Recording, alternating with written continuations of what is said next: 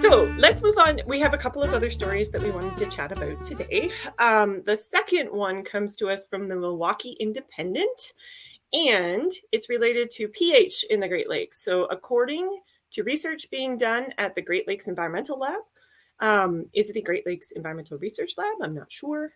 But the pH of the Great Lakes is decreasing, making it more acidic.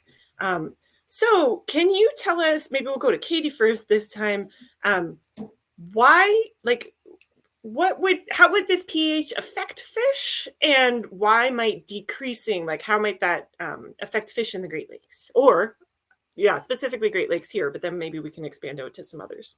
Yeah, so first off, I think it's good to just explain what pH is if it's been a while since your, high school chemistry class.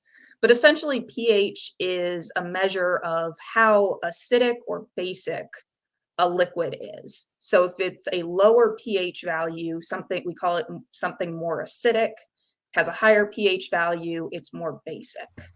Natural waters in the Great Lakes have a pH typically around high 7, low 8, and pH can increase in water when it's in contact with carbon dioxide.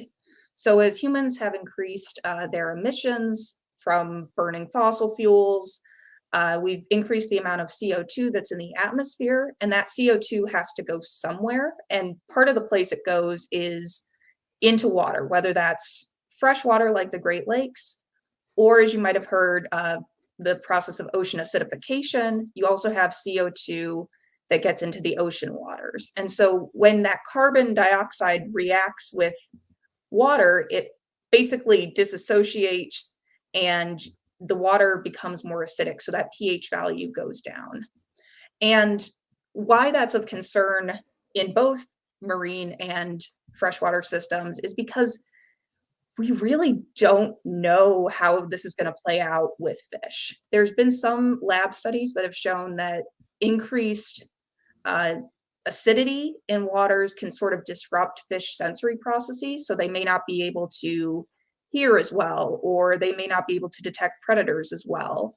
But a lot of these have been done in labs and on relatively small scales, so we don't have a great understanding of what might happen in these natural systems.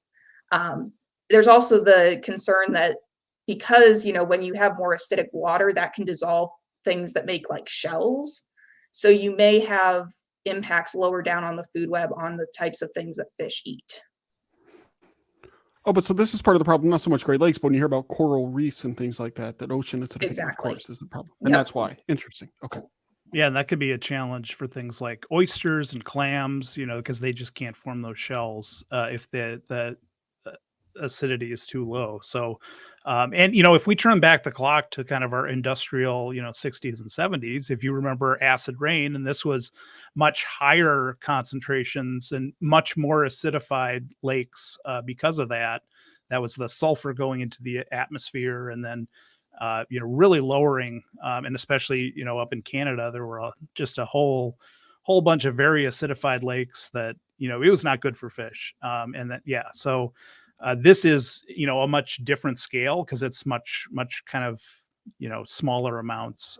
And the Great Lakes are huge. So a very big volume of water. And then, to throw in, because I'm an ecologist, I like to throw in more complexity. Where I live near the Niagara Escarpment, which is limestone, that limestone, which is full of calcium, will actually buffer that acidity. So it won't actually go as low if you have this limestone or dolomite around. So, it may not even be equal. It might be, Lake Superior might have one, it might be a bigger impact there than other places.